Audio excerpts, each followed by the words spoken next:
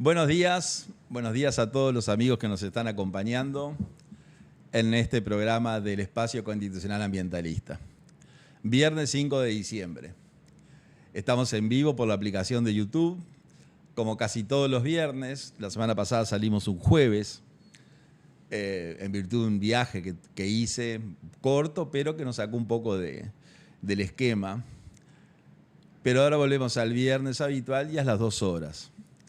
En la semana pasada tuvimos un programa de 3 horas, donde tratamos de compensar en parte la enorme cantidad de información que teníamos, que es diaria, semanal. Incluso hoy para preparar un poco el libreto, por decirlo de alguna forma, el plan de acción de este programa, tuve que a último minuto agregar un tema que hoy fue titular de los diarios y que ayer lo publicó Búsqueda, que fue la reunión del presidente Orsi con el presidente de la Suprema Corte de Justicia, el doctor John Pérez.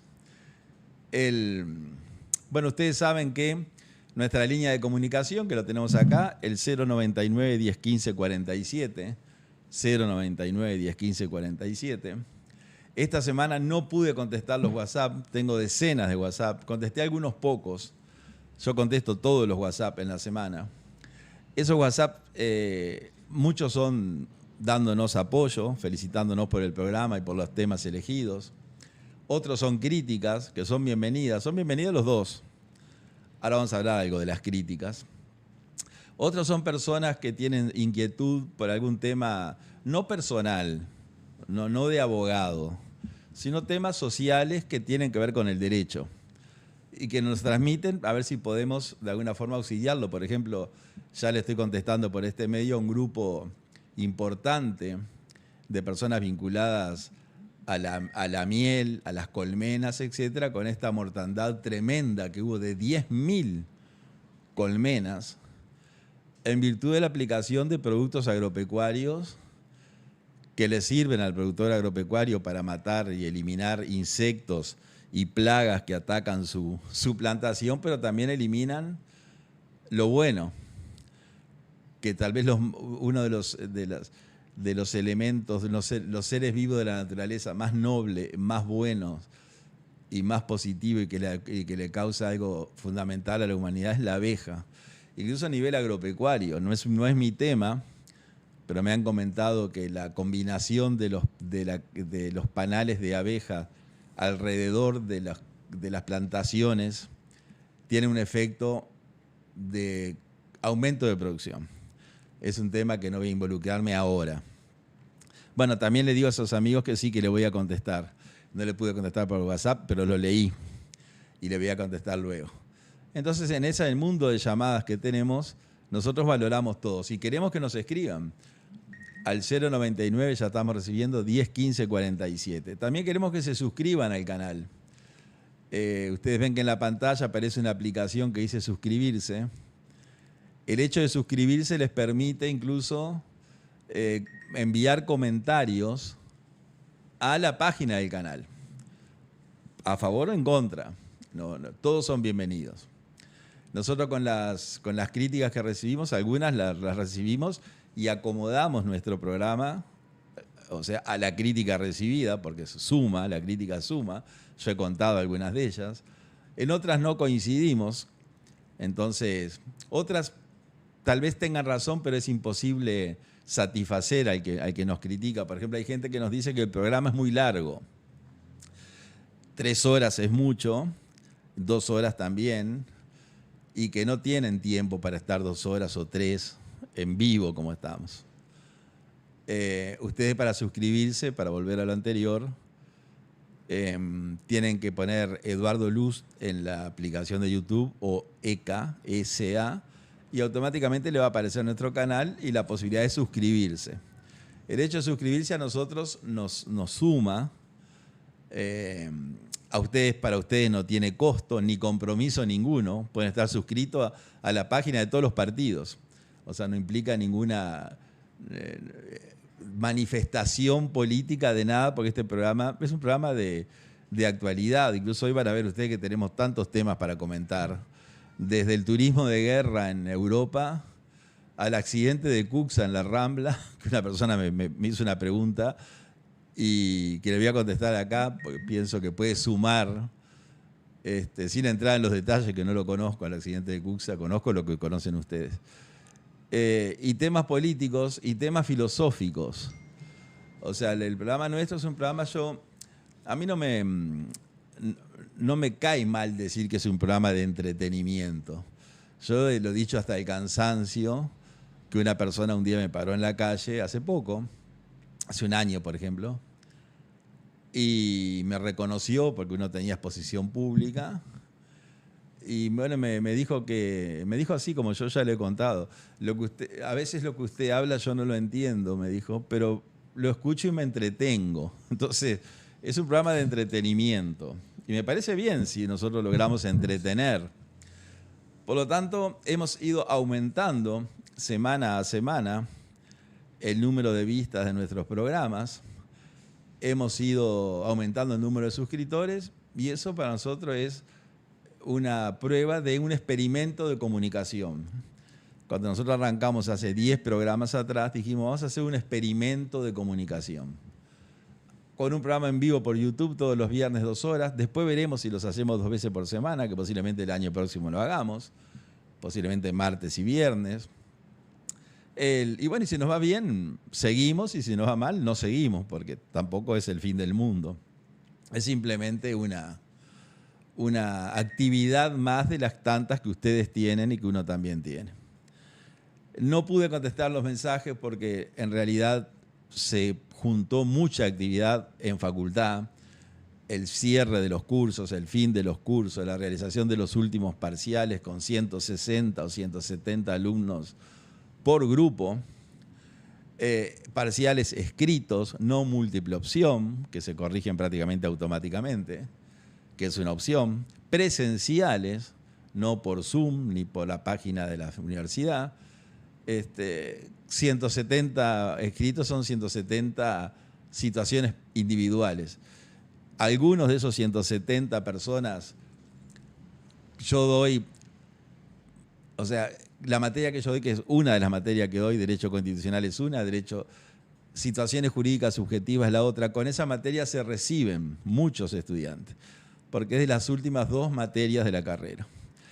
Entonces hay una expectativa del estudiante, de la familia. Bueno, es el último examen. Entonces quieren y quieren bien que uno le dé el resultado enseguida, porque es la culminación de una de las etapas más importantes de una persona. Entonces está todo el mundo pendiente. Claro, la persona que da el último examen es difícil que lo pierda, porque primero que dio 38 exámenes o 40 antes, para llegar al último. Y segundo, que lo prepara sabiendo que es el último. Y bueno, y si sorteó todo lo anterior, al último generalmente llegan bien. Entonces, es todo una gran expectativa familiar y personal, es el logro. Y a esos que se reciben nosotros le damos preferencia. Por lo tanto, esa actividad académica, no solamente en Montevideo, sino en Salto, me llevó a descuidar un poco otras tareas como contestar los WhatsApp. Pero bueno, estamos acá, estamos con Javier, que es el que nos acompaña en el estudio del pulsómetro. Nuestra productora, el equipo de producción, que es una persona, no se encuentra hoy, nos dejó las instrucciones, que es Julieta, una de mis hijas. El equipo de producción no está en el estudio, pero no importa. Tenemos las instrucciones. Entonces, con esta presentación a las 10:12 de la mañana del viernes 5 y este cuento de lo que ha sucedido, bueno, vamos a empezar con los temas puntuales. Estamos viendo hasta cuándo continuaba el programa, el estudio en el cual nosotros salimos en vivo. El 19 de diciembre cierra por unos días y claramente no podemos venir. Y aunque no cerrara, creo que es una fecha que no tiene sentido estar en la fiesta de Navidad, Año Nuevo, Reyes, que son fiestas tradicionales, familiares, religiosas, culturales, antropológicas, etcétera, etcétera, que nosotros estemos haciendo el programa. Entonces, tal vez suspendamos durante algunos viernes, 3 o 4, también hay un receso parlamentario, o sea que el Parlamento continúa con una comisión permanente, que es un mini parlamento de 11 personas, diputados y senadores, para que el Parlamento no cierre, pero hay muy poca actividad, se reúne de forma excepcional, entonces tampoco hay demasiadas noticias nacionales. Y claramente el Poder Ejecutivo también tiene un descanso, digamos. Y el Poder Judicial trabaja durante la feria judicial, que es en enero, cierran prácticamente el 90% de los juzgados y se nombran jueces de feria. Por lo tanto, hay toda una situación que vamos a resolver. Tenemos un amigo, un buen amigo, un amigo que descubrimos gracias a esta actividad, que estamos muy contentos de haberlo descubierto, que está en España, y que si me está viendo le envío un saludo, Washington, no voy a decir su apellido, que no solamente es un amigo, sino que es un cientista político. Está en esta actividad, esa actividad la está desarrollando en España con mucho éxito. Y claro, él tiene una visión que nosotros no tenemos, una visión superior a la nuestra en una cantidad de temas, sobre todo en el de la comunicación. Siempre me envía mensajes sugiriéndome, dándome correcciones, así que le agradezco a Washington lo que viene haciendo. Con algunas coincido, con otras no. Una de las que no coincido, le voy a contar porque me pareció pintoresca, es el tomar mate durante el programa. Nosotros tomamos mate prácticamente desde que nacimos. Me acuerdo que mi padre, cuando yo era muy niño, me regaló un mate, una bombilla, de muy buena calidad, que la compré en una joyería a la vuelta de mi casa, en Paysandú, la joyería Bruten, que hoy claramente no existe. Pero los sanduceros que me escuchen la conocerán, y la familia se ha desperdigado, digamos, con respecto a Paysandú, pero todavía por las redes los veo que están activos, gente de mi edad. Bueno, ahí yo dije, con esto voy a discrepar, porque no sé si está bueno tomar mate o no tomar mate, pero la crítica de él fue que el mate lo había impuesto en los últimos tiempos una línea, una corriente política con las mateadas, etc. Y bueno, yo le decía que sí, posiblemente era así, pero que nosotros no íbamos a dejar de hacer algo porque hubiera otra gente que lo haga. Incluso esa corriente política que empezó con esto, que claramente es la izquierda, también se ha adueñado de algunas palabras. Y hoy vamos a hablar de eso. Vamos a hablar en algunos minutos de lo que se llama la batalla cultural.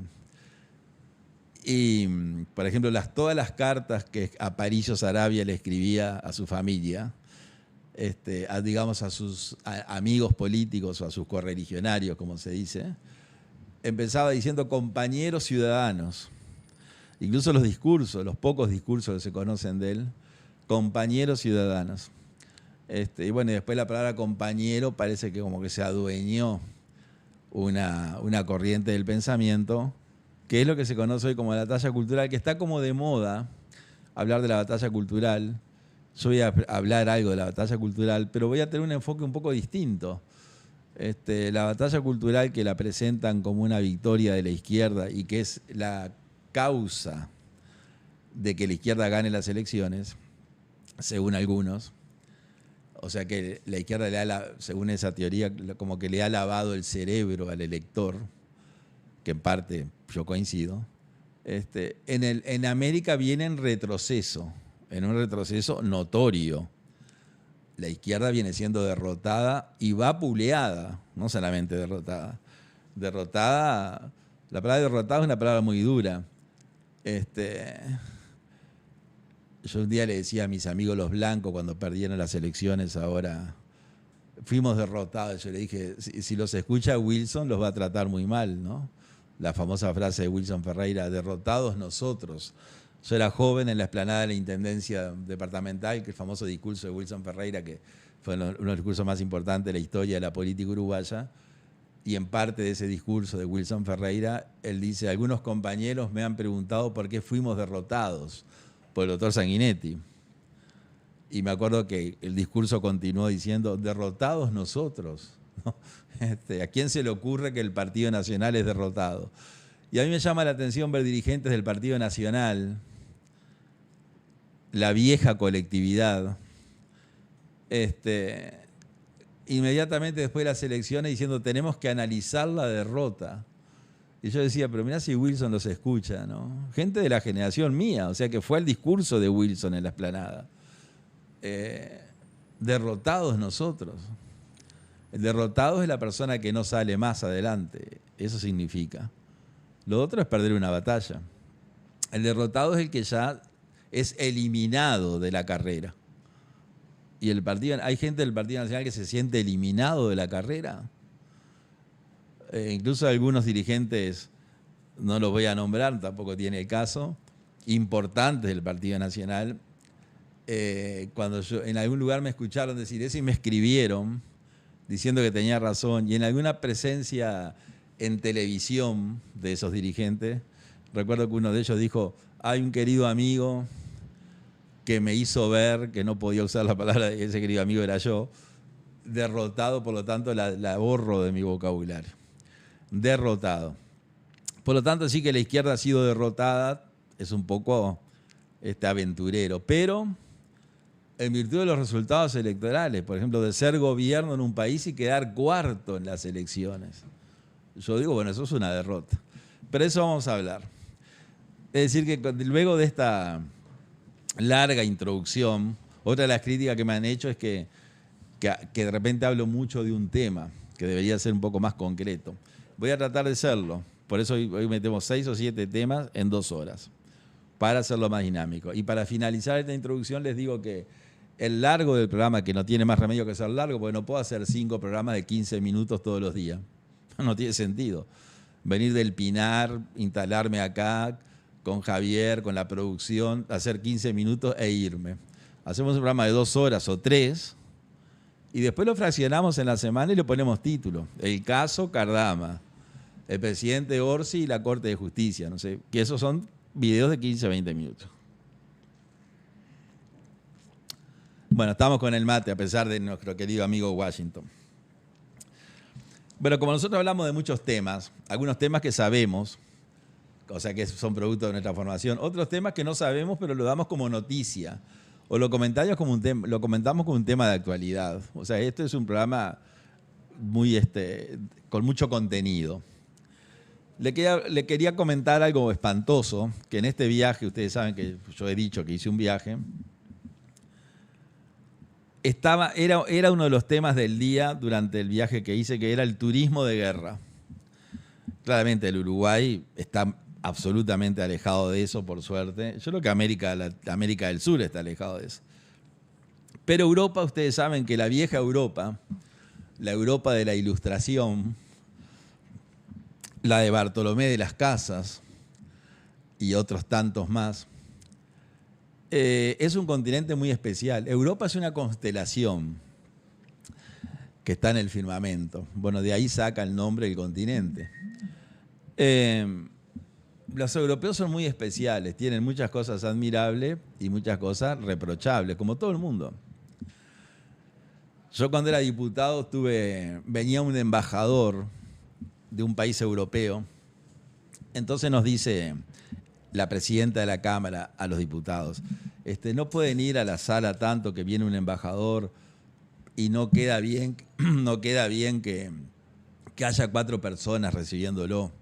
Esas son las intimidades del Parlamento que yo las comparto con ustedes. O sea, que de piernas fuéramos a hacerle número al embajador independientemente de que tuviéramos interés o no en lo que lo fuera a decir. Bueno, yo fui accediendo al pedido de la presidencia. Bueno, el embajador vino, hizo su exposición. Luego se abrió un espacio de preguntas y respuestas. Y yo le dije al embajador, le digo, mire, le voy a hacer una pregunta. Y recuerdo exactamente lo que le dije. Digo, si usted quiere, no me la contesta. Y si me la contesta, le agradezco. Me dice, sí, haga la pregunta. Le digo, mire, ¿por qué Europa, que es un continente integrado, digamos, por 30 y pocos países, a lo cual todos nos queremos parecer, porque todos queremos parecernos a Europa? Incluso los de izquierda, los izquierdistas uruguayos no quieren ser Cuba, ni Venezuela, ni Nicaragua, ¿no?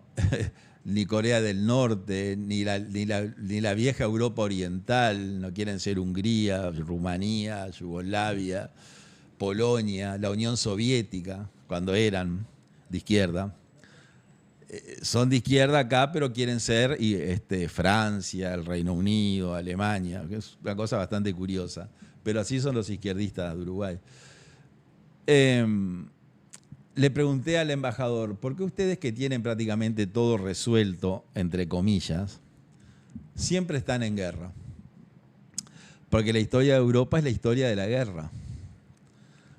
No saben vivir si no están en guerra. Incluso hay una frase del Papa Juan Pablo II, el gran Papa del siglo XX,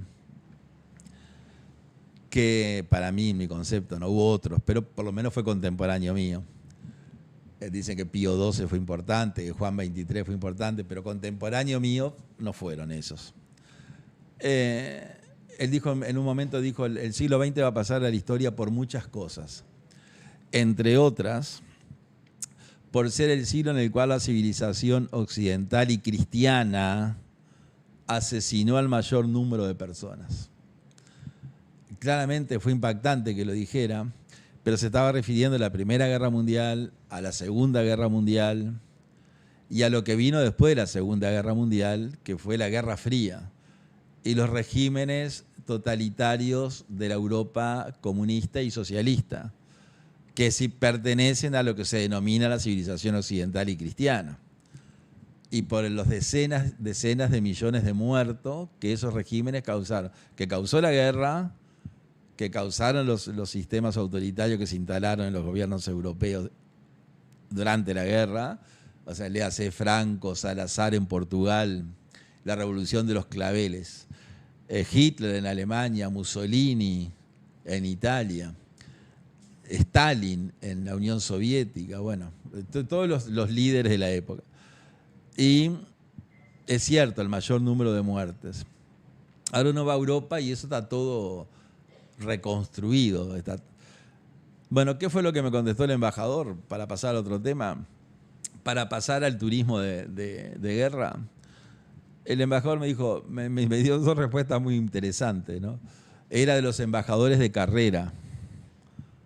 No eran embajadores puestos de onda como hay 10 o 12 embajadores uruguayos que están por ahí de favor, ¿no?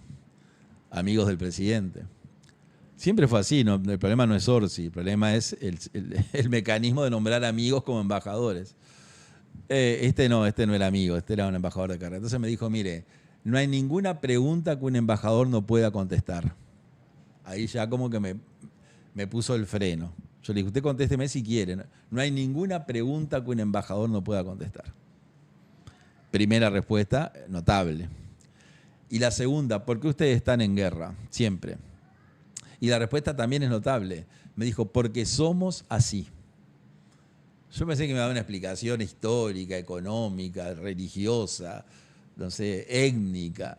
Me iba a decir, no, nosotros entramos en guerra porque el otro país invadió una zona y se nos quedó con esto. No, dijo, porque somos así. Una respuesta bíblica. Y me di cuenta que tenía razón. Los europeos son así. Ahí lo tienen a Putin, que no sé si es europeo, uno de los criminales del siglo XXI, Vladimir Putin, diciendo, si Europa quiere ir a la guerra, estamos prontos. Y ustedes van a Europa y tienen todo resuelto.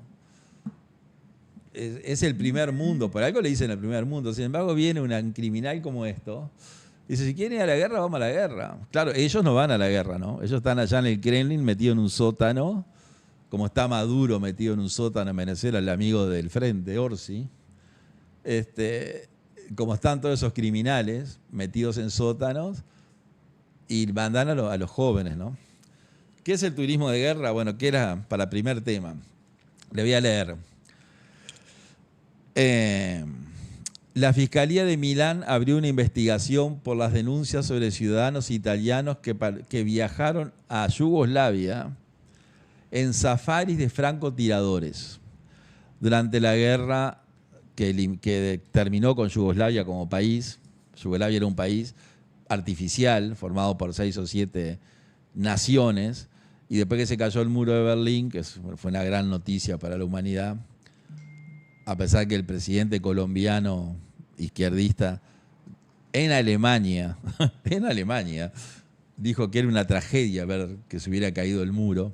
Seguro él vive en la selva colombiana drogándose porque es un adicto, y además con una conducta muy rara. No voy a seguir hablando, pero es un adicto. Es un enfermo, yo no lo digo despectivamente, ¿no? El adicto a las drogas es una enfermedad. El presidente de Colombia, Petro, según la información que nos viene de Colombia, es un adicto a las drogas y a otras cosas. Bueno, un adicto puede decir ese disparate, ¿no? Porque no está en la plenitud de sus condiciones mentales. Las denuncias alegan que italianos y personas de otras nacionalidades pagaron grandes sumas de dinero para disparar contra civiles en las ciudades de Yugoslavia, especialmente Sarajevo.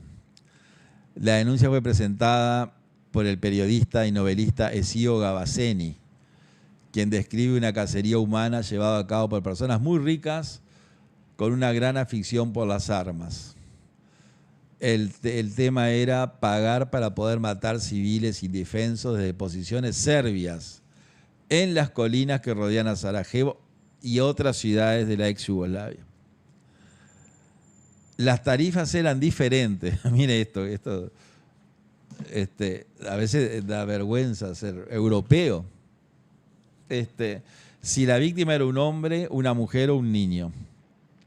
O sea, se pagaba más o menos según la persona que iban a asesinar. Claramente los niños eran los más caros, las mujeres eran la segunda más cara y los varones eran los terceros más caros. Bueno, hoy hay una investigación en Europa que está avanzando con mucha fuerza. Claramente, muchos de esos criminales están muertos, ¿no? Pero algunos no. Independientemente de que estén vivos o muertos, la noticia es tremenda. Bueno, segundo tema que seleccionamos. Nosotros seleccionamos los temas medio a nuestro criterio. Que gobierne la honestidad, sabremos cumplir. Eso ustedes se imaginan de dónde vienen esos eslogans, ¿no? Que gobierne la honestidad y sabremos cumplir.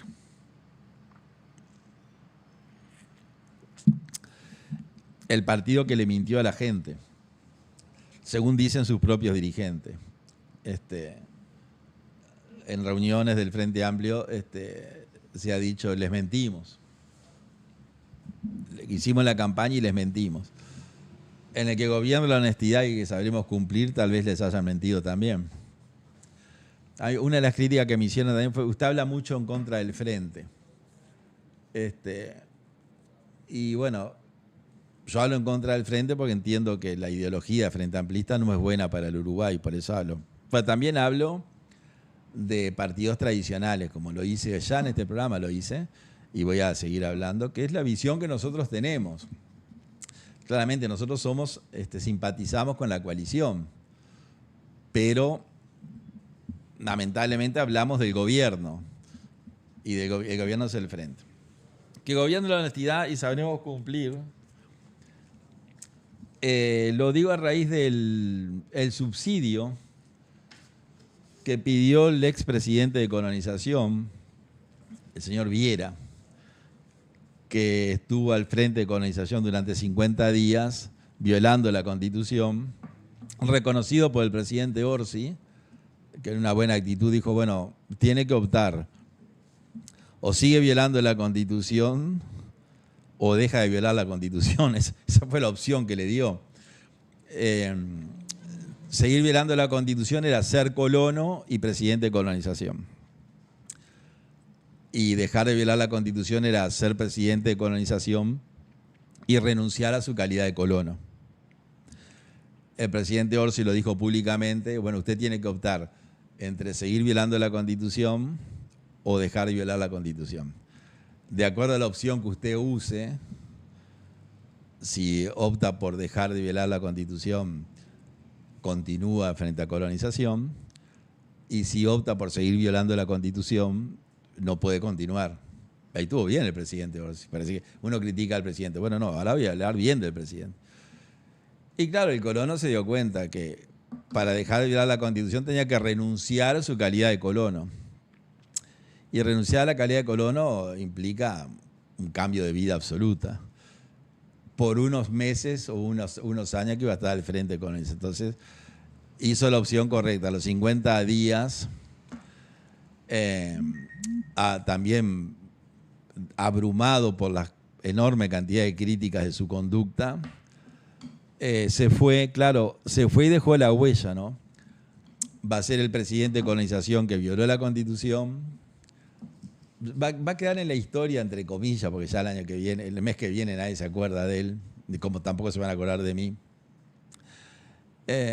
por haber sido presidente de colonización 50 días, o sea, el presidente que menos estuvo al frente de colonización. Por haber sido el presidente de colonización que violó la Constitución, y por eso se tuvo que ir, segunda causal para quedar en...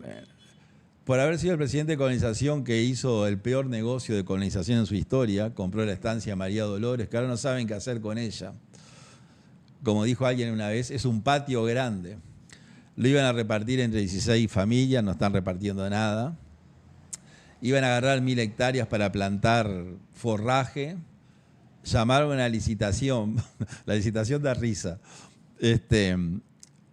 Llamaron una licitación para plantar 1000 hectáreas de cereales que sirvieran para forraje de los animales, y después la declararon desierta porque según el mecanismo que cranearon para la licitación, se le adjudicaba la licitación al que pagara menos. Una cosa no tiene ningún antecedente en el mundo. Yo no sé si lo hicieron por error. Capaz que tenían un compañero que no le daban los números y dijeron, presentá la peor oferta que te la adjudicamos, pues esa era la historia. Pero fue denunciado rápidamente por gente que está en el tema. Dijeron, escúcheme, armaste una licitación, le dijeron al presidente que quedó en la historia, porque el que va a ganar, por ejemplo, hace unos días se licitó, no sé, el fútbol. ¿Quién ganó la licitación? Y según dicen, el que pagó más.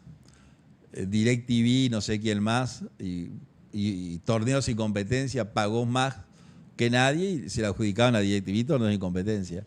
El otro que filma, que manda a la persona con la cámara, fue el que ofreció, se lo adjudicaron a él. O sea, había 6 o 7 capítulos, el de la publicidad, que pagó más por publicidad. Ahora, el de colonización lo adjudicaba en el campo el que pagara peor. Entonces, era tan ridículo que lo dejaron sin efecto. Por lo tanto, se perdieron todos los meses para plantar. Así que es una plata que está tirada ahí, 32 millones. 32 millones de dólares. En el Parlamento uruguayo, después de que el Frente Amplio le negó los recursos a la educación, ahora uno de los miembros del triunvirato salió a pedir disculpas porque les mintió. pidió disculpas porque le mintió. El gobierno de los mentirosos. Dijo, pido disculpas porque le dijimos a la enseñanza que le damos el 6% más el 1% para investigación y le dimos menos del 4%.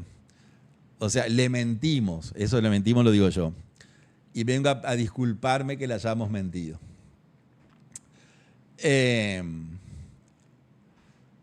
Entonces, esa otra más mentira que gobierna la honestidad.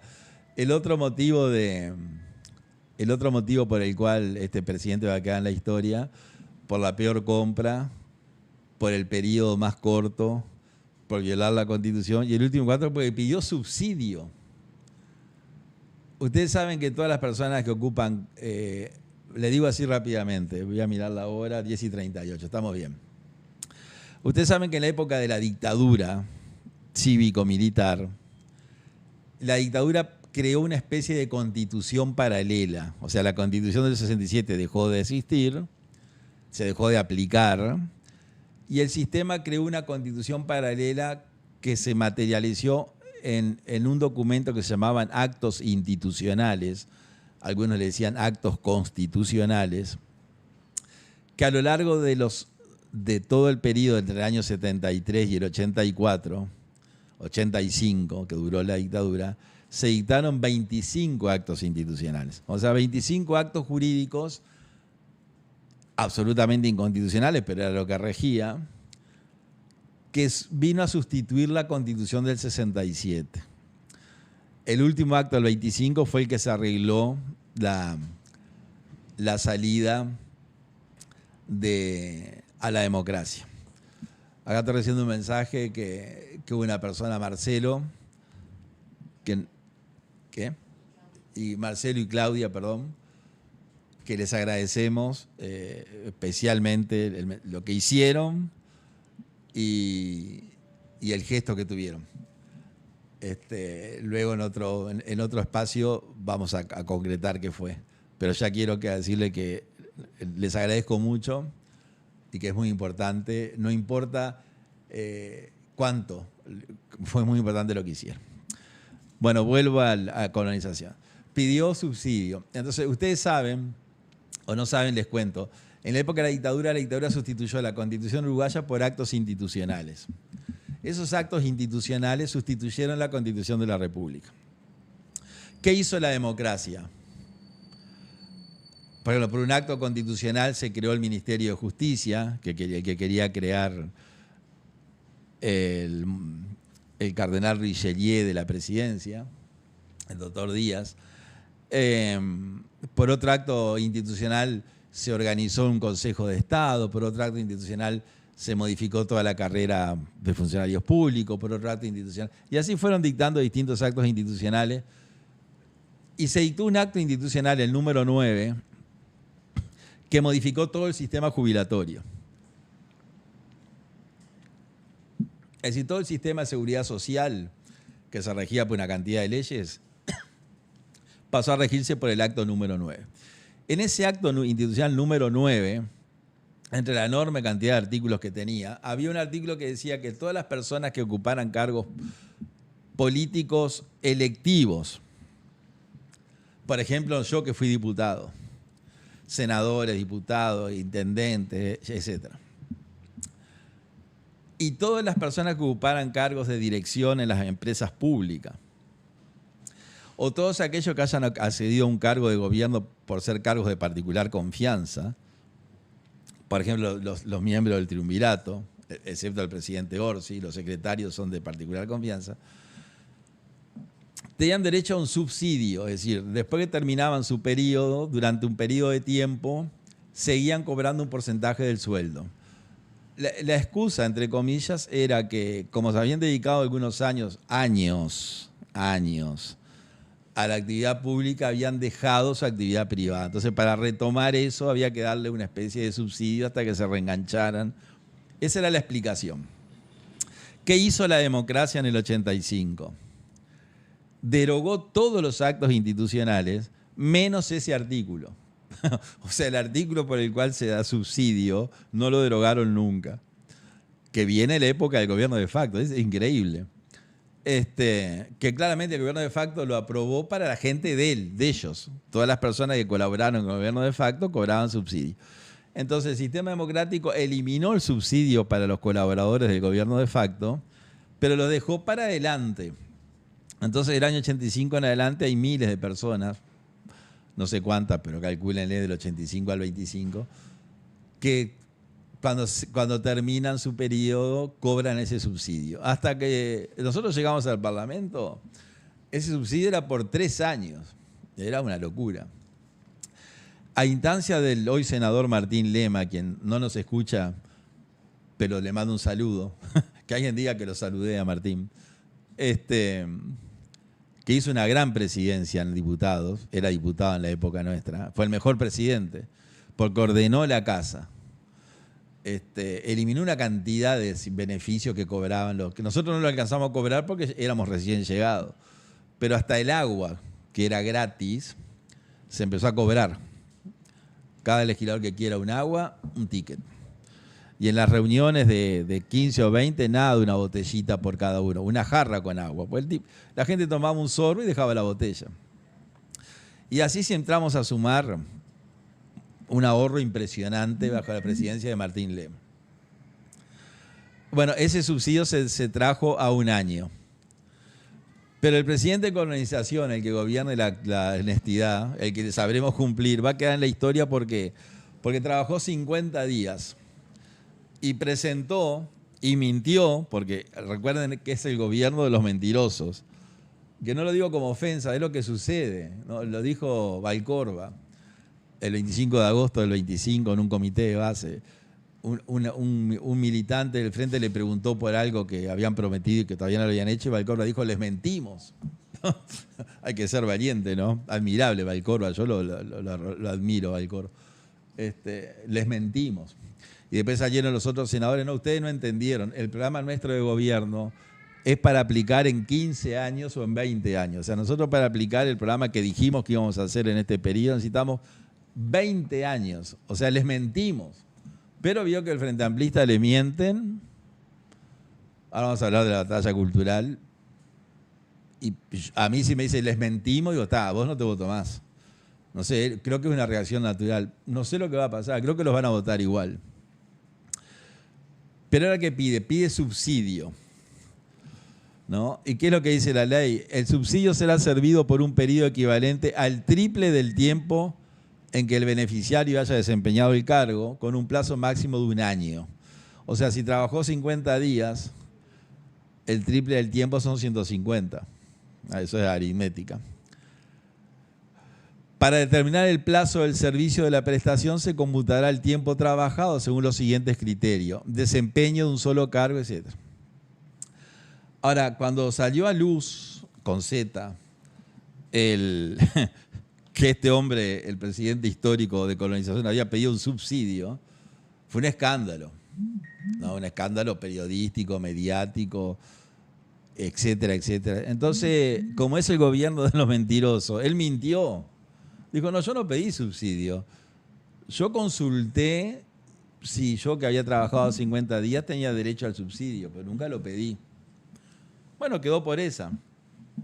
Hasta que el senador Sebastián da Silva publicó, voy a apagar un poquito el aire, esto es en vivo y en directo, hasta que el senador Sebastián da Silva publicó la consulta que hizo que gobierne la honestidad. O sea, ¿qué fue lo que consultó? Porque era, sí, está, la carta habrá sido, señor presidente de colonización, porque se la hay que hacerla a él, por este medio le consulto a usted si yo tengo derecho al subsidio. No sé, eso es lo que se entiende por consulta. Pero el senador Sebastián da Silva, cosa que le agradecemos todos, consiguió la nota de la consulta.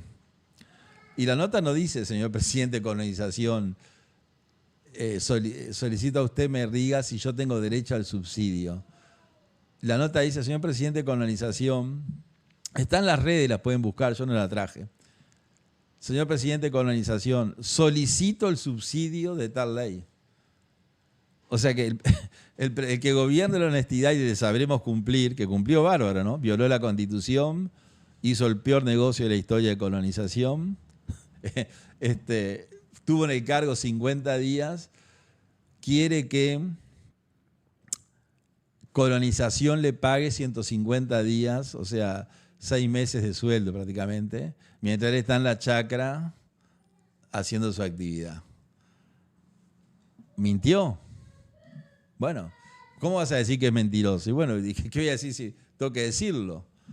Entonces, eso es una realidad. ¿Qué es lo que debería hacer colonización que no lo va a hacer? Porque recuérdense que el presidente de colonización es compañero de Viera. Es otro compañero del partido. ¿Le va a decir que sí? Pienso que le va a decir que sí. Le debería decir que no. Le debería decir, mire, no está reglamentado cuánto tiempo tiene que trabajar. Dice que hay que ver el tiempo trabajado. Y como yo creo que con 50 días no se genera un subsidio, porque en la actividad privada, que existe el derecho al subsidio por desempleo, se pide un plazo mínimo. Entonces, el antecedente que tenemos es, hay un plazo mínimo en la actividad privada para generar el subsidio por desempleo. En la actividad pública hay un vacío, claramente hay un vacío jurídico, no se estableció plazo. Entonces, como no se estableció plazo, yo le puedo decir que no. Y le digo que no. Eso es lo que debería hacer. Porque el plazo que usted ocupó el cargo no es ni siquiera se acerca al plazo que se le exige a la actividad privada.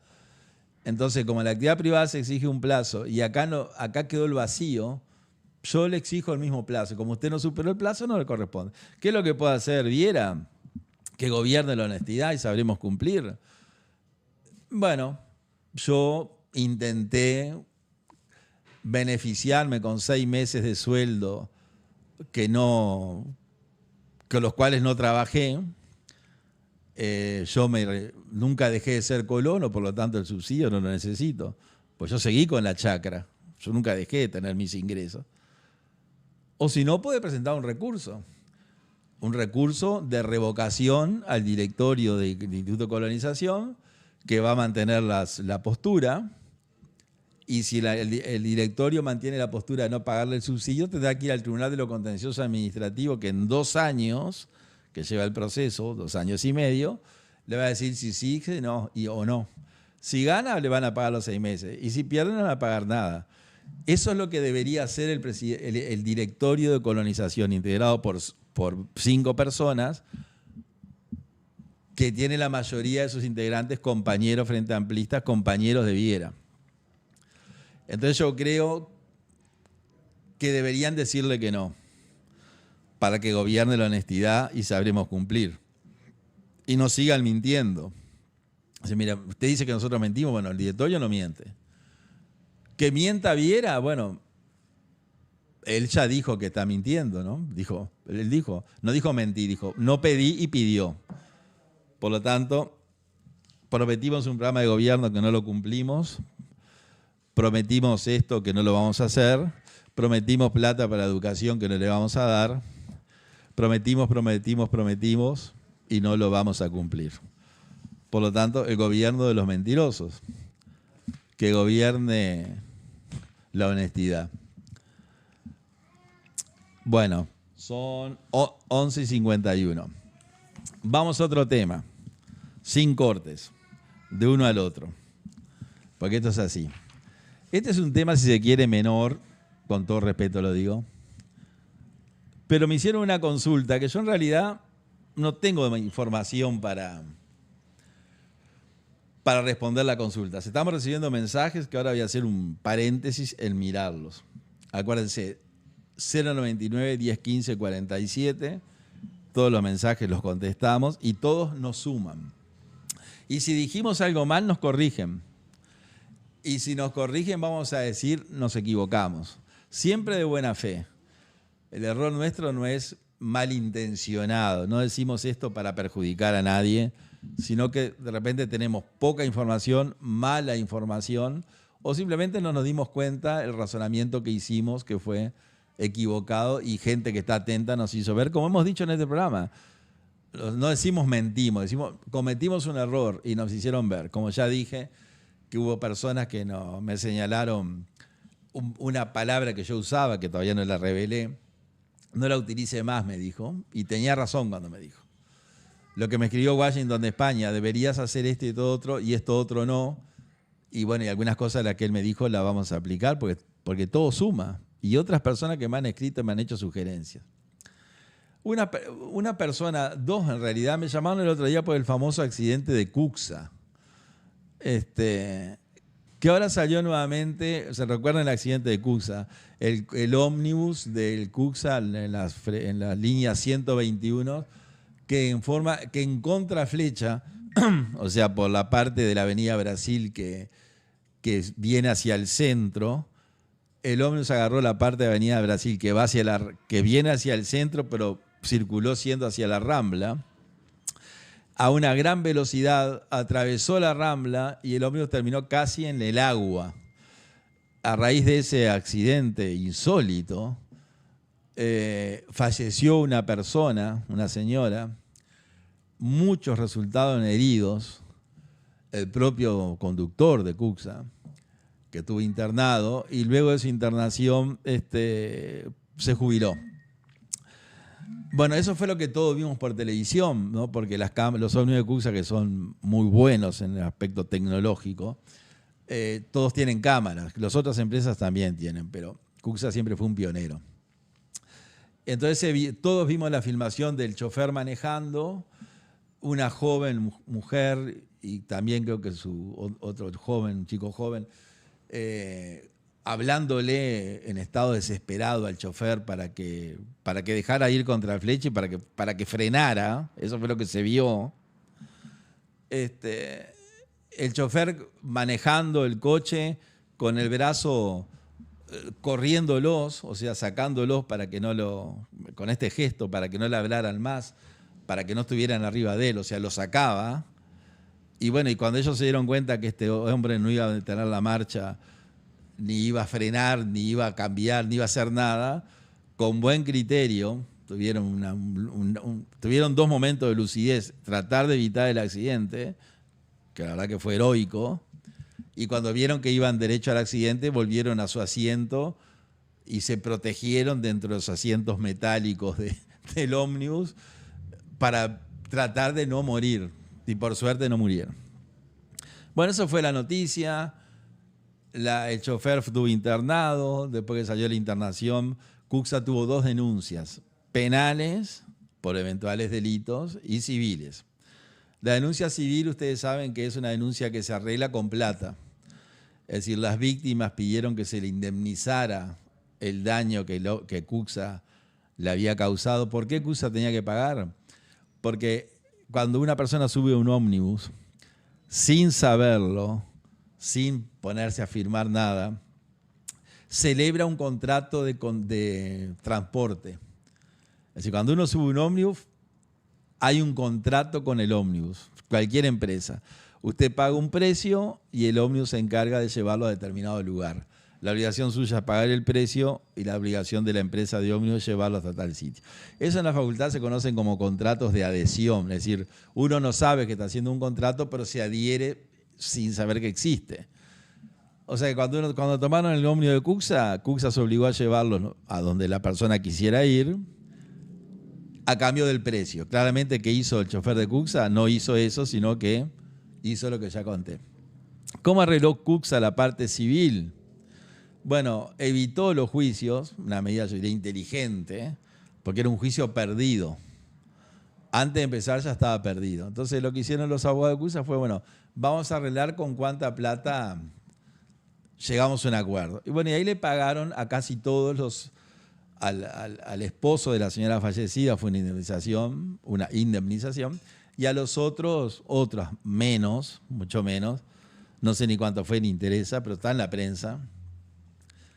O sea que el tema civil se cerró. Y el tema penal se cerró también. ¿Por qué? Porque la fiscal actuante y los abogados de Cuxa, y acá viene la pregunta, le probaron, según ellos, que el fiscal era inimputable. ¿Qué ahora voy a contar? Eso fue lo que me preguntaron y eso es lo que voy a comentar. Simplemente lo voy a leer, yo no voy a opinar de nada, porque no puedo opinar.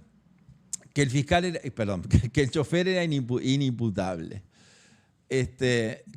Al ser inimputable, quiere decir que no se le puede acusar de ningún delito porque su condición personal lo hace no susceptible de cometer delitos. Entonces, la gente cobró una indemnización, los que sobrevivieron, la señora que falleció lamentablemente, una tragedia, y retiraron todas las denuncias civiles. El fiscal dijo, la persona es inimputable, o sea, no puede ser objeto de una pena, y por lo tanto el señor se recuperó de su salud. Ya, según el presidente Cuxa, era de los mejores choferes de Cuxa. Era un ejemplo. Lo que debe ser así. No sé, no tengo por qué pensar lo contrario. Ya tenía edad jubilatoria, se jubiló y hoy está jubilado. Y bueno. Pero los familiares de los pasajeros de Cuxa que no aceptaron la indemnización, insistieron en que se había cometido un delito penal. Todos los delitos son penal. Y que el chofer de Cuxa debía ser objeto de un proceso penal. Eso en nuestro sistema permite revisar los archivos o revisar y el Poder Judicial, la Fiscalía tomó la decisión de nombrar un nuevo fiscal que revisara el caso que el fiscal había archivado, que la fiscal anterior había archivado. Y el fiscal acepta el caso y solicita una nueva pericia psiquiátrica y psicológica y física para estar seguro que realmente era inimputable. Y eso es la noticia de un día. O sea, se reabrió el caso del accidente de Cuxa y van a ver si realmente el chofer es inimputable o no. Que ese fue el resultado del trabajo de los abogados de Cuxa en el juicio. Entonces la gente me dice, ¿qué es inimputable? Y eso es lo que yo le voy a compartir con ustedes. Es decir, el tema de la imputabilidad.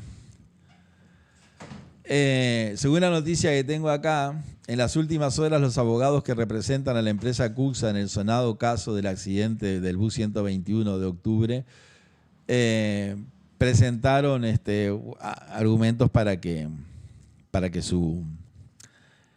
demostrar que el chofer era inocente, ¿no? Entonces ponen acá, tal como informáramos en enero pasado, se conocieron pormenores de la pericia psiquiátrica en el Departamento Médico Criminológico del Instituto Técnico Forense. O sea, una pericia psiquiátrica. En esa pericia psiquiátrica, los médicos que atendieron al chofer pusieron que, así textual, según los peritos, en el cambio de senda en el tramo final del trayecto, el chofer se duerme. Eso es lo que dicen los peritos. O sea, según los peritos, el chofer cuando venía a Brasil, a la costa, iba dormido. Yo no dudo de lo que dicen los peritos, yo digo lo que dicen. Recuerdan el video de estos jóvenes tratando de convencer al chofer de que frenara y el chofer dormido, con el brazo sacando a los jóvenes de su lado y buscando algún mecanismo que se veía que estaba buscando en el tablero o en la parte de abajo del tablero. Bueno, los peritos dijeron, no, este hombre iba dormido. Los abogados de Cuxa pusieron otro motivo más, que dijeron que tenía un ataque de epilepsia, que para mí es peor ese argumento, bueno, pero le fue bien, porque una persona con epilepsia no puede conducir. O sea, no se le otorga una libreta a un epiléptico. Porque la epilepsia es esa, lamentablemente, le viene un ataque de epilepsia, pierde el control de su cuerpo y si va manejando produce una tragedia. Así que fue muy raro este argumento que los propios abogados de Cuxa presentaron. Sin embargo, los patrocinadores de Cuxa aducen la ocurrencia de un foco epiléptico del chofer. Bueno, si tenía epilepsia y Cuxa sabía, es gravísimo. Y si le apareció de la nada, bueno, no sé si una epilepsia aparece de la nada, desconozco. Pero a mí me preguntaban, la pregunta era, dice, cuando dicen que es inimputable, ¿qué es inimputable? Bueno, y eso es lo que yo voy a hacer, que le voy a leer, porque yo no conozco el tema. Yo lo único que hice acá fue relatar lo que pasó, no di opinión ninguna, pues no puedo, soy un atrevido si diera una opinión. Y un irrespetuoso con mis colegas abogados, tanto los que defendieron a Cuxa como los que están en contra del resultado. No es mi papel. Mi papel es un programa de actualidad, de entretenimiento. Entonces, como me preguntan esto, lo contesto. Ser inimputable significa que el Código Penal no se le aplica. Por ejemplo, una persona que sea menor de 18 años es inimputable desde un punto de vista penal. Tiene otro sistema. O sea que el inimputable es que tiene una conducta que sería un delito, pero por la situación personal, psicológica, física, de espiritual, emocional, por la cual está atravesando la persona en ese momento, no se da cuenta de que es un delito y por lo tanto la justicia no lo puede castigar porque no actúa sin conciencia de lo que está haciendo. Eso es inimputable. Hace unos días atrás un caso espantoso de un joven que asesinó a sus padres y a su hermano en una localidad del interior del departamento de Canelones. Es una noticia de hace una semana. Espantoso, una tragedia. Bueno, fue sometido al proceso penal e inmediatamente los peritos de este mismo instituto que dijo que el chofer iba dormido, dijeron es inimputable porque no está con la plenitud mental para entender lo que hizo. O sea, no entiende lo que hizo. Entonces, claramente, no fue una cárcel, sino que fue internado a los efectos de su tratamiento. O sea que casos hay muy seguido. Ahora, ¿qué es lo que dice el Código Penal? Y con esto terminamos. Dice artículo 30, de las causas de inimputabilidad, o sea, ¿cuáles son las razones por las cuales una persona... Y acá dice artículo 30, no es imputable aquel que en el momento en que ejecuta un acto, por enfermedad física o psíquica, original o adquirida, se hallare en tal estado de perturbación moral que no fuere capaz, o solo lo fuere parcialmente, de apreciar el carácter ilícito del mismo, o de determinarse según su verdadera apreciación. Esta disposición es aplicable que se hallare en el estado de espíritu en ella previsto por influjo del sueño natural o de la hipnosis. Es decir que el código prevé el sueño. Acá vieron todo lo que dice. Si la persona que puede una enfermedad psíquica, física, etcétera, etcétera, no es capaz de darse cuenta de lo que está haciendo. Y el artículo termina diciendo que también eso se aplica, o sea, esa razón de inimputabilidad, a la persona que se encuentra no dándose cuenta que está cometiendo un delito, o porque está hipnotizado, una cosa rarísima, pero puede suceder, ¿no? Que la persona le hipnoticen y le ordenen hacer un inicio, o porque está dormido, cuando dice sueño natural. Entonces, el Código Penal prevé esa situación del sueño natural. Y fue lo que los peritos del Instituto Técnico Forense constataron. Según ellos, el chofer, cuando iba en esa conducción, cuando alejaba a los pasajeros de su lado para que no le interrumpieran en lo que estaba haciendo, para que no lo molestaran, cuando buscaba algo que se ve que busca, no sé si un freno o qué es lo que está buscando debajo del tablero, estaba dormido. Bueno, eso que dijeron los peritos está previsto en el Código Penal. Algunos familiares no creen lo que dijeron los peritos y le piden a la fiscalía que lo revea. Entonces, la fiscalía va a hacer eso, va a revelarlo. Bueno, 11:06, seguimos con el programa en vivo. Nos quedan algunos temas. La batalla cultural nos queda. Nos queda el caso Cardama, que algo vamos a decir. Nos queda la presentación del presidente, la reunión del presidente Orsi con el presidente de la Corte Suprema de Justicia, preocupado por la salud de los presos Domingo Arena, etcétera, etcétera. El caso Cardama, simplemente rápidamente voy a decir algo.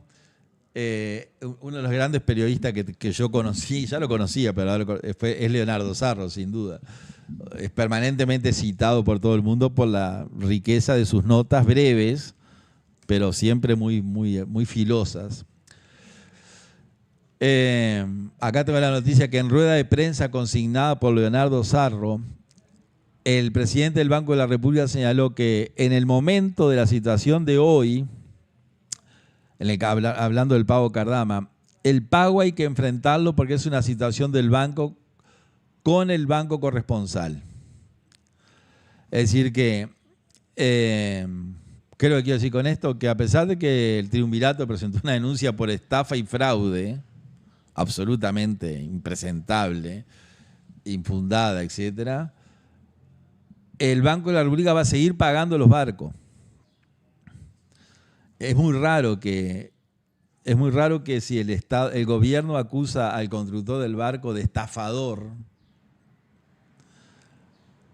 y acusa al ministro de Defensa de la época, Javier García, al presidente de la República, Lacalle Pou, y a una cantidad de almirantes de la Marina, que no tengo los nombres, capitanes de la Marina y funcionarios de defensa, los denuncia por fraude, porque eso fue lo que hizo Richelieu, la eminencia roja. Recuerden que el cardenal Richelieu era el secretario de Luis XIII en Francia. Le decían la eminencia roja por la túnica que usaba. Era cardenal, andaba de túnica roja. Pero ahí nosotros tenemos al doctor Díaz. Van a decir, usted siempre habla de Díaz, y Díaz va a decir, Luz está traumado conmigo. No estoy traumado con él, que es un hombre muy estudioso. Lo digo siempre, se lo dije a él en el Parlamento en un momento. Pero no tengo más remedio porque es noticia para mí. Claro, yo la asocio al cardenal Richelieu porque la eminencia roja, porque según dicen, Díaz es comunista. Y lo que identifica el comunismo es el color rojo. Además de los crímenes de la humanidad, que Díaz no tiene nada que ver con eso, sí con el color.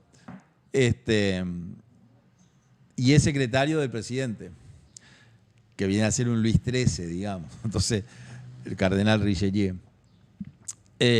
Presentaron el presidente Orsi y el otro miembro del triunvirato, Sánchez, inducidos por Díaz, firmaron una denuncia que los mandó al frente con la denuncia, ¿no? Son del frente, pero los mandó al frente. Que va a fracasar. Pero la denuncia por estafa, el que hizo la estafa es el del astillero, que fue el que contrató, porque Javier García, Lacalle Pou, etcétera, no pueden cometer estafa. La estafa la comete el dueño del astillero. Y fraude, según Díaz, en apariencia cometió el presidente de Lacalle Pou, el exministro Javier García y toda una cantidad de funcionarios de la Armada. Esa es la jugada del cardenal. Entonces uno dice, bueno, ante tamaña denuncia, el pago de enero no lo hace. Ahora, ¿qué es lo que dice el presidente del Banco República? Dice que van a pagar en enero, pero dice más. Dice, en lo que respecta a las investigaciones que realizó el banco, la investigación interna, ¿no? ¿Cómo fue que pagaron 3 cuotas? O sea, ¿cómo pagaron hasta ahora? El banco investigó internamente. ¿Qué es lo que dice el economista García, presidente del Banco de la República? Textual, entre comillas. Los pasos que dio el Banco de la República estuvieron todos ajustados a derecho. Es decir, que ustedes ven el mamarracho de Cardama, ¿no? Que vamos a hacer el hazmerreír de la industria aeronáutica, de naves, de buques. El triunvirato presenta una denuncia por fraude y estafa. El ministro de Economía, O'Donnell, está en España, ya vino, y entre otras cosas que tuvo mucha actividad, según dice la prensa, dijo que estaban con el astillero siguiendo adelante con la construcción de los buques. La ministra de Defensa, que no participó de la conferencia de prensa, creo que estaba entre el público, y que no le contestó los... Bueno, no voy a hablar de la ministra de Defensa. La ministra de Defensa dijo que los barcos siguen construyéndose. El presidente de la República dijo que los contratos hay que cumplirlos. Pero le encaja una denuncia por estafa y fraude, una cosa rarísima. Y el presidente del Banco de República dice, nosotros vamos a pagar porque el contrato se viene cumpliendo. Entonces es un entrevero esto, craneado por Richelieu, el cardenal Richelieu, la eminencia roja, para el 2029, que nosotros explicamos en qué consiste. ¿Qué es lo que podría haber hecho el banco si creyera que hay estafa y fraude? Si creyera que hay estafa o fraude, hay una medida judicial que dice, bueno, yo creo que me estafaron y que cometieron un fraude. Estoy convencido, tanto que los denuncié. Pero yo tengo una obligación de pagar. Entonces, para que no se crea que yo no quiero pagar, para que no se piense que yo no quiero pagar y que utilizo la excusa de la denuncia para no pagar, yo el dinero que tengo que pagar lo deposito en un sitio, o sea, me desprendo del dinero, para que vean que yo tengo intención de pagar. Pero hasta que no se aclare la estafa, yo no le doy el dinero al estafador, al presunto estafador. Pero ese trámite se llama oblación y consignación, o sea, no es un invento mío. Están todos los derechos del mundo. Oblar y consignar. Oblar y consignar. Oblar y consignar significa deposito el dinero que yo debo, pero no se lo dan al presunto estafador y queda ahí hasta que se demuestre. Ahora, el Banco de República se lo va a dar al estafador. ¿Por qué? Porque dice, acá se hizo todo bien. Y lo dice el presidente. El procedimiento del banco fue perfecto. Claro, el presidente inmediatamente ordenó una investigación interna, tal vez con la esperanza de encontrar que el Banco de la República se había desviado del procedimiento y le había pagado una especie de complicidad con los estafadores y los del fraude. El ministro García, el presidente de la República. Pero el señor García, el presidente del BROU, en una actitud de honestidad increíble, pero que habla bien de él, y que yo, que no soy nadie, y que él no va a decir, a mí no me interesa lo que diga usted, se la tengo que reconocer. Dijo, no, nosotros mandamos a investigar qué hizo el Banco de República para pagarle al astillero, a ver qué ley había violado, qué norma, y llegamos a la conclusión de que no hizo nada malo, hizo todo bien. Entonces, cada día que pasa nos damos cuenta que toda esta denuncia es algo increíblemente armado. Bueno, terminamos con el caso de Cardama. Tengo un tema acá que no es demasiado trascendente. Me lleva 2 minutos, lo voy a dejar para el final por la duda que no nos dé el tiempo. Tenemos un video, le estoy preguntando a Javier, sobre las declaraciones del presidente Orsi, unas declaraciones que causaron bastante sorpresa, sobre una reunión, yo diría casi secreta. Digo secreta porque fue en el mes 6. El presidente no tiene por qué dar cuenta de sus reuniones, también lo digo, con todo respeto, es así. Él dice lo que hace si quiere. Pero nos enteramos que se reunió con el presidente de la Suprema Corte de Justicia por una circunstancia que hoy todos conocemos, que lo publicó el semanario Búsqueda, en virtud de lo que dijo el presidente en esa nota periodística que nosotros vamos a compartir ahora,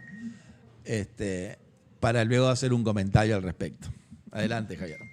Presidente, usted ha mencionado y salió hoy en Búsqueda que tiene preocupación por el estado de salud de las personas que están privadas de libertad. Yo nunca mencioné eso. ¿Dónde lo mencioné? En Búsqueda dijo que usted... No. Lo que dice Búsqueda, si uno analiza la noticia, es que yo me reuní con el presidente de la Suprema Corte porque tenía un informe de Sanidad Militar que, como no sabía cómo proceder, qué es lo que había que hacer, si había que enviarse a la Suprema Corte o cómo era el mecanismo, voy y le pregunto y me dijo, eso lo resuelve cada uno de los jueces. Simplemente eso. Yo no manifesté ni preocupación ni nada, simplemente institucionalmente tenía algo que resolver y lo hice con quien correspondía. ¿Hay alguna especie de acuerdo con Cabildo Abierto en situación con este punto para liberar a estas personas privadas de libertad? Nunca escuché nada de eso, no sé dónde sale eso. No sé qué... A ver, No entendí. No, tomando en cuenta que obviamente para el balance del poder en el legislativo, para que no, simplemente le consulto para obtener un acuerdo con Cabildo Abierto, si puede estar dentro de las posibilidades de este tipo de negociaciones. Ese tipo de análisis lo hace usted. Sí. Yo nunca dije nada de eso y me sorprendió cuando me lo preguntó. Usted creo que escuchó lo que yo dije. Tenía un material, una información que tenía que resolver, lo resolví con el presidente de la Suprema Corte. Todo eso otro me sorprende porque Presidente, me llama la atención, de verdad. Bien, pero se habló de trabajar en la Me llama ruta. mucho la atención. Bien, amigos, aquí escuchamos un fragmento de la conferencia de prensa que dio el presidente Orsi con respecto a este tema que llamó la atención, ¿no? Y el periodista, o sea, la noticia que la publicó Búsqueda, les soy honesto, no leí la noticia, o sea, no sé lo que dice la noticia de Búsqueda. Pero la noticia básicamente lo que dice, según lo que se extrae, es que el presidente Orsi en el mes 6 se reunió con el presidente de la Suprema Corte de Justicia para expresarle su preocupación por un informe que tenía de sanidad militar, preocupado por el estado de salud de algunos de los militares presos en la dependencia militar conocida por Domingo Arena, porque es la calle en la cual está esa dependencia militar, que es una base militar transformada en prisión. Eso es el hecho objetivo. El periodista con buen tino, como decía Rubén Lena, ese gran poeta uruguayo, el tino por rumbeador, el tino es el sentido común. Le dice, esa reunión fue producto de un pacto que usted celebró con Cabildo Abierto, para que Cabildo Abierto, que prácticamente actualmente fue absorbido por el Frente Amplio, le dé los votos para la deuda externa, le dé los votos para la rendición de cuentas, le dé los votos para la ley de presupuesto, le dé los votos para los impuestos de la ley de presupuesto, le dé los votos para todo lo que le dio Cabildo, ¿no? O sea, Cabildo votó todo lo que el Frente le pidió. Y usted a cambio de eso, eso no surge de ahí, eso es lo que yo digo, le dio 500 pesos de aumento a los soldados, una plata al hospital militar, que no sé cuánto es, y va a tratar de hacer algo por los militares presos. Cuando el periodista le pregunta, ¿esto es producto de un acuerdo con Cabildo?, el presidente Orsi tiene un lenguaje corporal, sorpresa, ¿no? Pone una actitud de sorpresa, y respetuosamente, y separado, respetuosamente, le dice al periodista que eso es una especulación de él, que eso jamás pasó, o sea, no hay acuerdo con Cabildo, y si el acuerdo existiera, que Orsi lo negó, ese asunto no está en el acuerdo. Ahora, claro, yo hoy de mañana, escuchando diferentes informativistas y analistas, lo digo con todo afecto, digamos, nadie le creyó al presidente. Que yo le tengo respeto al presidente, primero por la figura, presidente de la República. Primero que hubo un pacto entre Cabildo y el Frente, que lo dijo el integrante del triunvirato Sánchez y el diputado Perrone. Ni bien empezó el periodo de gobierno, según el diputado Álvaro Perrone, mi amigo Álvaro Perrone, le mando saludos a Álvaro, no sé si me ve, pero le mando saludos. No, capaz que está enojado conmigo Álvaro, pero bueno. Álvaro no se enoja, tiene un carácter muy especial. El propio Perrone dijo, yo fui a la torre ejecutiva y me reuní con el secretario de la presidencia, el señor Sánchez, el miembro del triunvirato, y llegamos a un acuerdo en una cantidad de temas. Eso es un pacto. El propio ex senador Manini Ríos ha dicho públicamente que él se ha reunido con integrantes del gobierno para conseguir beneficios para sus electores, sobre todo para los militares, esos 500 pesos de aumento, entre otras cosas, lo que está perfecto. Esa es la política. Y ahora lo que mucha gente cree y yo creo es que en el paquete estuvo los presos de Domingo Arena. Ustedes no sé si saben lo que yo pienso de Domingo Arena, no lo voy a decir ahora porque no tengo tiempo, pero el programa que viene tal vez hable. Yo tuve una postura tomada pública, ¿no?